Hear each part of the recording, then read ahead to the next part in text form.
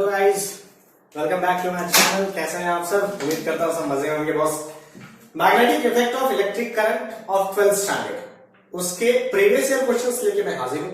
मेरा channel understanding physics with Abhishek Singh में आपका बहुत बहुत स्वागत है। आइए कहानी को शुरू करते हैं, एक करके क्वेश्चंस को देखते हैं। इस टाइप के क्वेश्चंस, इसमें कुछ टाइप के ऐसे क्वेश्चंस हैं जो हम ऑलरेडी डिस्कस कर चुके हैं करंट इलेक्ट्रिसिटी में। ये जो इसका जो सिलेबस है, इसका जो कंटेंट है, वो मैंने ऑलरेडी डिस्कस किया हुआ है एक वीडियो में, जाके आप उसे चेकआउट कर सकते हैं। चलिए एक करके क्वेश्चन डिस्कस करते हैं।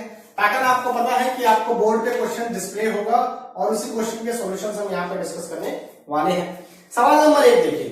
सवाल नंबर 1 आपको दिया हुआ है कि दो पार्टिकल एक्स एंड वाई जिसको इक्वल चार्ज दिया गया है और सेम पोटेंशियल डिफरेंस से एक्सक्रिएट हो रहे हैं, तो आपको बताना है कि उनके रेडियस के बीच में मास के क्या रिलेशन होंगे।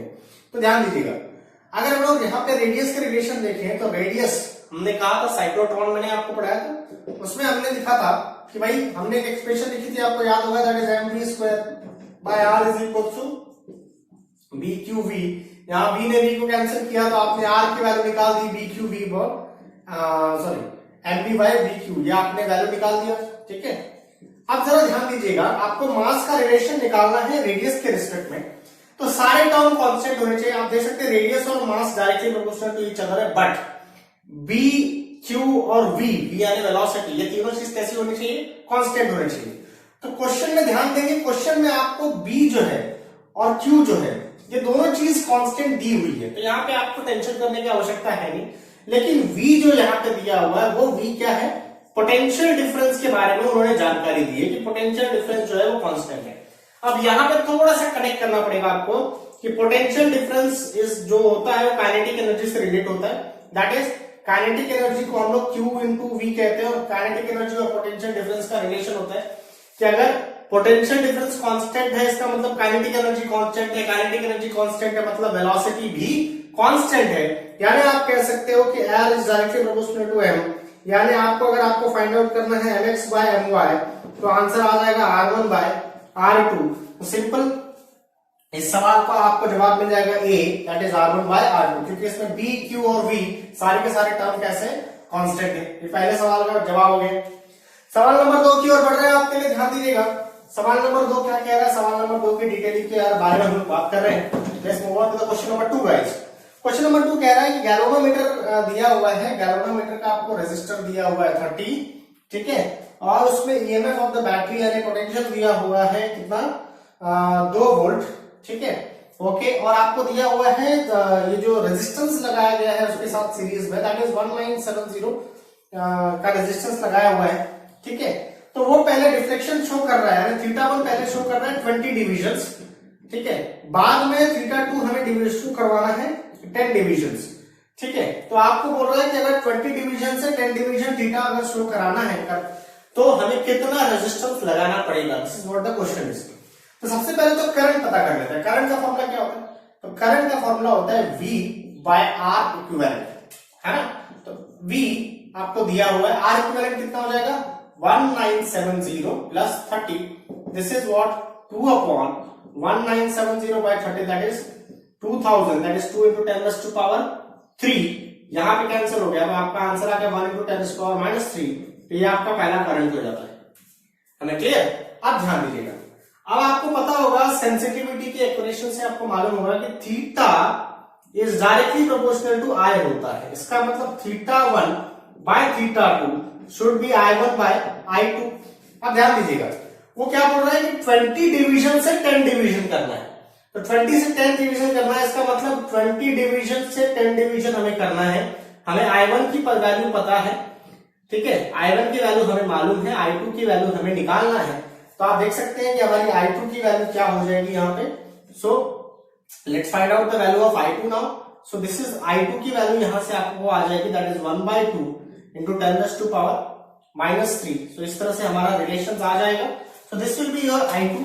What you have to do next is, ठीक है, I1 निकल गया, I2 निकाल दिया। अब आपको करना क्या है? अब आपका जो फाइनल कि भाई कितना ये करंट को हासिल करने के लिए कितना रेजिस्टेंस लगाना पड़ेगा, तो फिर से ऐसा ही फॉर्मूला है ना। इस बार कैसे होगा देखो, तो इस बार I2 का फॉर्मूला होगा V by R equivalent. R equivalent मतलब R इफेक्टिव जो पहले ही लगा चुके हैं आप 2000 प्लस नया रेजिस्टेंस जो आपको लगाना पड़ेगा। तो यहाँ पे V की वैल्यू आपको पता है कि 2 है, R इफेक्टिव की वैल्यू आपको पता है कि 2000 है। Is it clear? एंड अब ऑलरेडी इस वैल्यू को जानते हैं दैट I V, और इसके बाद आपको RS की वैल्यू निकालना है। तो what is the value of RS? तो RS की वैल्यू हमें निकालना है, और करंट की वैल्यू हमें पता है, करंट की वैल्यू यहाँ पे हाफ है। तो ये सारी चीज पुट कर देंगे तो आपको R की वैल्यू मिल जाएगी। And answer for that question is, check out कर लेंगे उसका आंसर आ जाएगा C। ठीक है, तो answer for this question is C। एक अच्छा क्वेश्चन था ये, आपने बहुत सारी चीजें यहाँ पे दी हुई, तो ध्यान से देखेंगे। सवाल नंबर 3 की ओर बढ़ते हैं। सवाल नंबर 3 डायरेक्टली आप देख सकते हैं, थियोरेटिकल है, रीड करिए एक बार। वो आपको पूछ रहा है कि अगर सेंसिटिविटी ऑफ द करंट बढ़ाना तो क्या करना पड़ेगा। तो मैंने आपको थियरी क्लास में एक्सप्लेन किया हुआ है कि सेंसिटिविटी नंबर ऑफ टर्म्स पे डिपेंड करता है, मैग्नेटिक फील्ड पे डिपेंड करता है, एरिया पे डिपेंड करता है। इन द सेंस कि अगर आपने नंबर ऑफ टर्म्स बढ़ा दिया तो क्या हो जाएगा, सेंसिटिविटी बढ़ जाएगा। तो 3 का आंसर बी है, उसमें कोई लुकआउट, कोई ज्यादा टेंशन वाली बात नहीं। क्वेश्चन नंबर 4 की बढ़ते हैं। ये सवाल हमने ऑलरेडी डिस्कस किया हुआ करंट इलेक्ट्रिसिटी के प्रीवियस ईयर में, तो यहाँ पे भी है तो फिर से कर लेते, कोई दिक्कत नहीं। तो हमने फॉर्मूला पढ़ा था V is equal to I R plus G, यानी ये तब होता है जब हम लोग गैल्वेनोमीटर को वोल्टमीटर में कन्वर्ट करते हैं। याद आ रहा है? गैल्वेनोमीटर को वोल्टमीटर में कन्वर्ट करने के लिए रेजिस्टेंस हम सीरीज में लगाते हैं, कुछ याद आ रहा है? वही पैटर्न है बस। तो वो क्या बोल रहा है कि पहले वोल्टेज V मिला कब, जब रेजिस्टेंस आपने लगाया 50 ओम। ठीक है, तब आपको वोल्टेज मिला V, या आपका इक्वेशन 1 हो गया। अब वो बोलता है कि वोल्टेज 2V हो गया जब आपने रेजिस्टेंस लगा दिया 500 ओम। ठीक है, तो ये आपका इक्वेशन 2 हो गया। जब दोनों को डिवाइड करके सॉल्व करोगे तो आपको G की वैल्यू आ जाएगी 400। तो this is the answer of the question. ये किया हुआ सवाल है, हमने पहले ही कर लिया इस सवाल को। दिस सवाल नंबर 4 आपके लिए। सवाल नंबर 5 रीड करें carefully. Read the question number 5। Question number 5 वो कह रहा है कि साइक्लोट्रॉन में रेडियस किस चीज के, रेडियस और वेलोसिटी के बीच में क्या रिलेशन है। अब भी हमने डिराइव किया था कि भाई रेडियस इज व्हाट mv/bq। इसका मतलब radius is directly proportional to v। सवाल का जवाब आपके सामने है, that is radius is directly proportional to v, यानी पांचवे का जो आंसर आएगा वो आएगा C। Moving on to the number 6। Question number 6, ये अच्छा सवाल है, ध्यान देंगे। सो क्वेश्चन नंबर 6 का कंसेप्ट मैंने ऑलरेडी आपको बताया हुआ है। क्वेश्चन नंबर 6 का कंसेप्ट क्या कहता है, जरा हम लोग कहानी को समझेंगे। सो क्वेश्चन नंबर 6 आपसे कह रहा है कि मान लीजिए आपने एक चार्ज को रेस्ट पे रखा हुआ है। जब आप चार्ज को रेस्ट पे रखेंगे तो उसमें मैग्नेटिक फील्ड, इलेक्ट्रिक फील्ड लगने वाला है।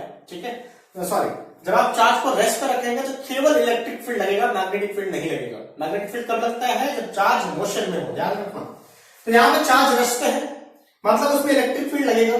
अब देखिए चार्ज कौन सा है, चार्ज पॉजिटिव है, तो जिस डायरेक्शन में इलेक्ट्रिक फील्ड रहेगा उसी डायरेक्शन में वो जाएगा। तो उनका ऐसा कहना है कि वो जा रहा है वेस्ट में। तो अगर वो वेस्ट में जा रहा है, इसका मतलब अगर आप उसका एक्सेलरेशन निकालेंगे तो उसका एक्सेलरेशन हो जाएगा E/m।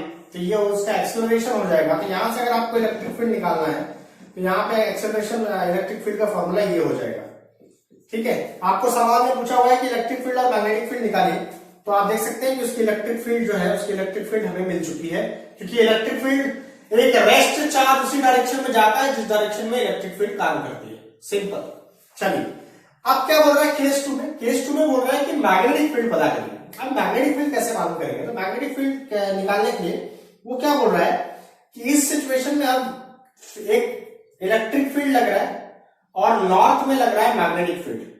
ठीक है, अब इलेक्ट्रिक फील्ड मैग्नेटिक फील्ड दोनों लग रहा है और पार्टिकल जा कहां रहा है, ईस्ट में जा रहा है, ईस्ट में जा रहा है, सॉरी वेस्ट में जा रहा है विद द एक्सेलरेशन 3a। तो करना क्या है, इस टाइम पे जो फोर्स होता है जिसे हम कहते हैं लॉरेंस फोर्स। लॉरेंस फोर्स मैंने आपको पढ़ाया हुआ है। लॉरेंस फोर्स का फॉर्मूला होता है चार्ज E प्लस VB। ये हो गया फोर्स का फॉर्मूला, है ना। यहाँ पे चार्ज की जगह E आ जाएगा, electric field plus velocity into magnetic field upon, अगर इसको मैं मास से डिवाइड कर दूं तो ये बन जाएगा हमारा एक्सेलरेशन, जो कि गिवन क्वेश्चन में 3a0 है। तो ये आपका बन जाता है बेटा दूसरा इक्वेशन, फोर्स अपॉन मास, ये बन गया आपका एक्सेलरेशन। अब आप ध्यान दीजिए, इसमें अगर आप ये वाली E की वैल्यू उठा के पुट कर देंगे तो आपको B की वैल्यू भी मिल जाएगी। तो answer for that question E तो आप निकाल चुके हो और E का डायरेक्शन है वेस्ट। ठीक है, मैग्नेटिक फील्ड आपको दिया हुआ है, मैग्नेटिक फील्ड भी आपको निकाल लेना है और उसका डायरेक्शन चेक कर लेना, उसका डायरेक्शन डाउनवर्ड आएगा, आप चेक कर लेंगे। पहले तो मैग्नीट्यूड निकाल लीजिए, मैग्नीट्यूड निकालने के बाद उसका डायरेक्शन आप चेक कर लेंगे तो आराम से सॉल्व हो जाएगा। तो क्लियर? तो ये आपको करना क्या है, यहाँ से ई की वैल्यू पुट करिए और उसको इवैल्यूएट कर दीजिए। तो इसका आंसर जो आ रहा है वो आ रहा है 6 का बी। चेक कर लेंगे इस प्रॉब्लम को, ठीक है। सवाल नंबर 7 की ओर बढ़ो। सवाल नंबर 7 थ्योरेटिकल सवाल है, अगर आप करते तो अच्छा था। जरा रीड करके देखिए सवाल नंबर 7 क्या कह रहा है, करंट इन अ लूप। सवाल number 7, question number 7, question number 8, question number 7, question number 8, question number 9, question number 10। ये सारे सवाल जो है ये डू इट बाय योरसेल्फ है, ये आप खुद करेंगे। इनके सॉल्यूशन जो है वो मैंने ऑलरेडी डिस्क्रिप्शन में डाले हुए हैं, बट ये थ्योरेटिकल सवाल है तो मैं चाहूंगा कि आप इन्हें थोड़ा स्टडी करें और इनको सॉल्व करें। इसके लिए आपके 12th की टेक्स्ट बुक को एक बार रीड कर लेंगे तो आपको वो थोड़ी बहुत हेल्पफुल हो जाएगी। बट ये आपको करना है, सवाल नंबर 10 तक आपको करना है। Let's move on to the question number 11। Question number 11 क्या कहता है जरा समझेंगे। क्वेश्चन नंबर 11 आपसे कह रहा है कि भाई, नाउ क्वेश्चन नंबर 11 की ओर बढ़ रहा है। क्वेश्चन नंबर 11 आपको कह रहा है कि इलेक्ट्रॉन है, इलेक्ट्रॉन ध्यान दीजिएगा, एक इलेक्ट्रॉन है जो ट्रैवल कर रहा है एक्स डायरेक्शन में और वो उसको वाई डायरेक्शन में मैग्नेटिक फील्ड भी मिल रही है। इलेक्ट्रॉन ट्रैवल कर रहा है एक्स डायरेक्शन में और उसको वाई डायरेक्शन में मैग्नेटिक फील्ड भी मिल रही है। तो जब याद रखना, इलेक्ट्रिक फील्ड एक इलेक्ट्रॉन को आगे लेके जाएगा और मैग्नेटिक फील्ड उससे सर्कल करवाएगा, मतलब उसका पाथ कुछ तो भी ऐसा हो जाएगा। समझ में आ गया? उसका पाथ क्या हो जाएगा, ऐसा पाथ हो जाएगा, this will move like this. तो आपसे सवाल पूछा जाता है कि वो कौन से प्लेन में किस तरीके का मोशन करेगा। तो आपके ऑप्शन है कि सबसे पहली चीज तो सर्कल करेगा, प्लेन कौन सा होगा, XY। तो आप द करेक्ट आंसर इज कि XY प्लेन में सर्कल करेगा। Is it clear? तो 11वें क्वेश्चन का जवाब हो गया कि XY प्लेन में सर्कल करेगा। So this is the answer of the question, D आ गया इसका आंसर। सवाल नंबर 12 की ओर बढ़ लेते, ध्यान दीजिएगा। सवाल नंबर 12 क्या कह रहा है? सवाल नंबर 12 कह रहा है कि एमीटर की रेंज कम करने के लिए इनमें से कौन सा फॉलोइंग तरीका अपनाना चाहिए। सबसे पहली बात तो गैल्वेनोमीटर वो डिवाइस होता है जो स्मॉल अमाउंट ऑफ करंट गिनने के काम आता है, और जब हम वो स्मॉल अमाउंट ऑफ करंट नहीं चाहते, कुछ बड़ा करंट गिनना चाहते हैं, तब हम लोग एमीटर बनाते हैं। कैसे बनाते हैं? गैल्वेनोमीटर में शंट रेजिस्टेंस लगा के एमीटर बनाते हैं। मतलब to measure the high value of current हम लोग एमीटर बनाते हैं गैल्वेनोमीटर के ऊपर।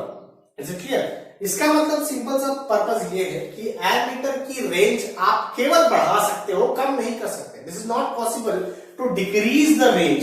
सो इस सवाल का जवाब हो जाएगा कि कोई भी ऐसा पॉसिबल केसेस नहीं है जिससे आप एमीटर की रेंज को कम कर सके। आप बढ़ा सकते हैं, गैल्वेनोमीटर से ज्यादा कर सकते हैं, गैल्वेनोमीटर से कम नहीं कर सकते। दिस इज वेरी इंपॉर्टेंट, ध्यान दीजिएगा। 12वीं क्वेश्चन, ठीक है। सवाल नंबर 13 की ओर बढ़ते हैं। सवाल नंबर 13 ध्यान दे देंगे सभी। तो सवाल नंबर 13 की ओर बढ़ रहे हैं हम लोग, ध्यान दीजिएगा सभी लोग।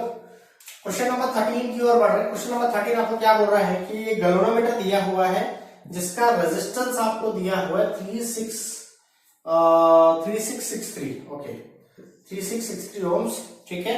और वो एंड शंट रेजिस्टेंस ऐड किया हुआ है, शंट रेजिस्टेंस की वैल्यू ऐड की हुई है इन सच अ वे दैट कि उसका करंट जो है Ig/I इज व्हाट 1/34 हो जाएगा। तो आपको पूछ रहा है then find the value of shunt. तो ये कैसे निकलेगा बेटा, ध्यान देना। तो आपने एक फॉर्मूला पढ़ा हुआ है कि मान लीजिए कि ये गैल्वेनोमीटर है आपका, है ना, और ये आपका शंट रेजिस्टेंस है। हम लोग एमीटर की बात कर रहे हैं तो शंट रेजिस्टेंस। अब मान लीजिए कि आपने अगर यहाँ पे करंट Ig जा रहा है तो यहाँ पे जो करंट जाएगा वो I-Ig जाएगा। दोनों में पोटेंशियल सेम होगा तो आप लिखेंगे Ig is equal to G minus I-Ig equal to S। तो यहां से जब आप इवेल्युएट करने जाएंगे बेटा तो आपको शंट का वैल्यू कैसा मिल जाएगा। देखो शंट की जगह आप इक्वेशन निकालने चले जाएंगे तो what you will get the value of shunt. तो आपको मिल जाएगा shunt will be Ig of G upon I-Ig। ये आपके लिए शंट का वैल्यू हो जाता है। What you have to do is, ध्यान दीजिएगा, यहाँ पे Ig/I की वैल्यू आपको ऑलरेडी दी हुई है। ये चीज उठा के इस क्वेश्चन में पुट कर दीजिए और सॉल्व कर दीजिए, आपको शंट की वैल्यू मिल जाएगी। हमें क्लियर? ये चीज उठा के आपको पुट करके सॉल्व करना है। तो क्वेश्चन नंबर 13 में आपका आंसर आ जाएगा। Let's check the answer. आप इसे सॉल्व करेंगे, इसका आंसर आ रहा है 111, ठीक है, that is 111, that is answer is B. Solve करके देख लेंगे, इसका आंसर आपको इस तरह से मिल जाएगा, हमें क्लियर। तो ये चीज आपको ध्यान रखना है, ये फॉर्मूला हो जाएगा, इस फॉर्मूले में वैल्यू पुट करो और सॉल्व करो, सिंपल। क्वेश्चन नंबर 13 हो गया आपके लिए। क्वेश्चन नंबर 14 जो है वो सिमिलर टाइप का है, इसी फॉर्मूले पे क्वेश्चन नंबर 14 भी बना हुआ है, सेम तरीका है, बस वैल्यूज का डिफरेंस है और आपको तरीका सेम है। तो मैं चाहूंगा क्वेश्चन नंबर 14 भी अगर आप ट्राई करें, क्वेश्चन नंबर 14 भी अगर आप ट्राई करें तो बेहतर है। करना क्या है क्वेश्चन नंबर 14 में, क्वेश्चन नंबर 14 में डायमीटर दिया है 4% ऑफ दी मेन करंट, यानी आपको वहां पर रिलेशन दी है Ig by I is equal to 4/100, ऐसा दिया हुआ है, ठीक है। और क्या पूछा हुआ है, बोलता है find out the resistance of the galvanometer. तो इसमें क्या करना है, इस बार गैल्वेनोमीटर का रेजिस्टेंस फाइंड आउट करना है और शंट का रेजिस्टेंस दिया हुआ है। मतलब क्वेश्चन नंबर 14 में G जो है ये आपको फाइंड आउट करना है और S जो है ये आपको दिया हुआ है। तो यही फॉर्मूला पुट करिए, यही फॉर्मूला यूज करिए और सॉल्व करिए। तो क्वेश्चन नंबर 13, क्वेश्चन नंबर 14 मैंने आपको बता दिया। सवाल नंबर 15 की ओर बढ़ रहे हैं। सवाल नंबर 15 ध्यान दीजिए। सवाल नंबर 15 में हमने क्या पढ़ा है जरा उसके बारे में जान लेते हैं। सेंसिटिविटी ऑफ द गैल्वेनोमीटर पे सवाल है। Moving on to question number 15। Question number 15 क्या कह रहा है, क्वेश्चन नंबर 15 कह रहा है कि सेंसिटिविटी ऑफ द गैल्वेनोमीटर पे है 3 मूविंग कॉइल गैल्वेनोमीटर आपको दिया हुआ है, जिसका टॉर्शनल कांस्टेंट आपको दिए हुए हैं। आपको पूछा जा रहा है कौन किसका सेंसिटिविटी मैक्सिमम है, इज इट क्लियर। सो उनके तीनों की वैल्यूज आपको दी हुई है। सेंसिटिविटी के बारे में आपको मैंने बताया था, सेंसिटिविटी का फॉर्मूला होता है थीटा बाय आई, ठीक है। सेंसिटिविटी ऑफ द गैल्वेनोमीटर, ठीक है, that is theta by I. Theta का फॉर्मूला होता है NBA बाय के यानी होता है टॉर्शनल कांस्टेंट। मतलब सिंपल सी बात है, सेंसिटिविटी जो है, ठीक है, sensitivity is inversely proportional to K यानी टॉर्शनल कांस्टेंट। मतलब जिसका टॉर्शनल कांस्टेंट कम है उसकी सेंसिटिविटी सबसे ज्यादा है। तो आप ऑप्शन में चेक करिए कि किसका टॉर्शनल कांस्टेंट सबसे कम है, तो आपको जवाब मिलेगा कि जो पहला गैल्वेनोमीटर है उसका सेंसिटिविटी जो के जो है वो 1.8 है, यानी वो सबसे कम है, इसलिए उसका वो आंसर हो जाता है। सवाल नंबर 16 की ओर बढ़ रहे हैं। सवाल number 16, again it is do it by yourself. मैं नहीं चाहूंगा कि बार बार आप ही इस टाइप के प्रॉब्लम करें। ये टाइप के प्रॉब्लम मैं ऑलरेडी करंट इलेक्ट्रिसिटी में बता चुका हूं, यहाँ पे भी हमने एक दो प्रॉब्लम किया, तो ये हमने ऑलरेडी किया हुआ सवाल। चलिए सवाल नंबर 17 की ओर बढ़ रहा हूं। सवाल नंबर 17 बोल रहा हूं कि number of turns tangent galvanometer आपको दिया हुआ है। टेंजेंट गैल्वेनोमीटर क्या कहता है, टेंजेंट गैल्वेनोमीटर कहता है कि number of turns directly proportional to tan theta होता है, इज इट क्लियर। मतलब आपको सिंपली आप इक्वेशन देखेंगे और क्वेश्चन की रिक्वायरमेंट देखेंगे तो N2 by N1 is equal to tan theta 1 upon tan theta 2। तो आपको यहाँ पे निकालना क्या है, रेशियो ऑफ द, रेशियो आपको दिया हुआ है, सिंपली आप इसे सॉल्व कर देंगे तो यहाँ पे आ जाएगा N1 by N2 is equal to tan of 60 upon tan of 45। tan 60 की वैल्यू आ गई √3, तो √3 by 1 इज द आंसर। तो answer for that question number 17 is D. चलिए moving on to the question number 18। Question number 18 क्या है, question number 18 फिर से आपको वही है, टोटल करंट और उसके बीच का रिलेशन निकालना है। क्वेश्चन नंबर 18 सेम फॉर्मूला जैसा मैंने क्वेश्चन नंबर 13 14 में बनाया, सेम फॉर्मूले से आपको करना है। तो क्वेश्चन नंबर 18 भी आप ही करेंगे, फॉर्मूला आपको यूज करना है फ्रॉम क्वेश्चन नंबर 13 एंड 14, ये आप कर सकते हैं। क्वेश्चन नंबर 18, क्वेश्चन नंबर 19 देखेंगे बेटा। Moving on to the question number 19। Question number 19, question number 19 first. So question number 19 में आप कह रहा है कि इलेक्ट्रॉन प्रोटॉन जिसकी मोमेंटम इक्वल है और परपेंडिकुलर टू द फील्ड जाए तो उसके हिसाब से वो बिहेव करेंगे। ध्यान दीजिएगा कि क्वेश्चन नंबर 19 में सिचुएशन क्या आ रहा है कि एक इलेक्ट्रॉन है और प्रोटॉन है, दोनों का मोमेंटम सेम है और उसे परपेंडिकुलरली जब वो एंटर करते हैं फील्ड में तो उनका कर्व कैसा रहेगा। तो सिंपल सी चीज बता दीजिए कि असल में रेडियस जो है वो डिपेंड करता है mv बाय bq पे। उनका मोमेंटम सेम है बोल रहे हैं, मैग्नेटिक फील्ड सेम है, चार्ज भी उनमें सेम है, मतलब उनका रेडियस कैसा रहेगा, r जो है दोनों का सेम रहेगा। क्वेश्चन नंबर 19, जब r सेम रहेगा तो आप कह सकते हैं कि उनका कर्व जो है वो सेम रहेगा। तो आपके सवाल का जो जवाब हो गया वो हो गया बी, दैट इज उनका कर्व जो है वो सेम रहने वाला है। सवाल नंबर 20 की ओर बढ़ रहा है। सवाल नंबर 20 क्या कह रहा है, रेडियस का फॉर्मूला। रेडियस का फॉर्मूला हमने देखा r is equal to mv by bq। Electron की अगर बात कर रहा होगा तो q के जगह e डाल दो, तो ये आपका सवाल का जवाब हो गया रेडियस। है ना क्लियर। तो ये आपके magnetic effect of electric current के सारे क्वेश्चन हो गए 20। कुछ क्वेश्चन बड़े सिमिलर टाइप के हैं, वो आप ही को करना था। बहुत बहुत धन्यवाद चैनल के साथ बने रहने के लिए। Thank you so much subscribe करने के लिए।